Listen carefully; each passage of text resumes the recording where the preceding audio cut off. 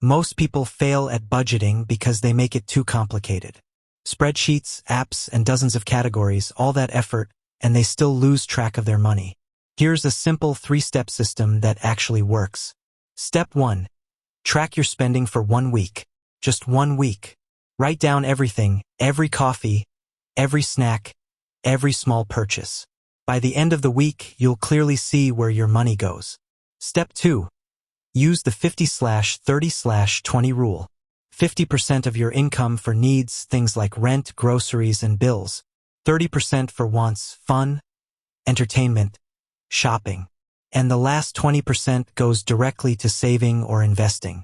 You can adjust the percentages a little, but keep it simple. Step 3. Automate your savings. Set up an automatic transfer right after you get paid. Move your savings before you start spending. When saving becomes automatic, discipline becomes easy. Follow these 3 steps for 1 month. You'll feel in control, reduce stress, and actually start building real savings. Budgeting isn't about restriction. It's about freedom. The freedom to know exactly where your money goes and how to make it work for you. Start today. Simple system, real results. If you like this video, kindly like and subscribe the video.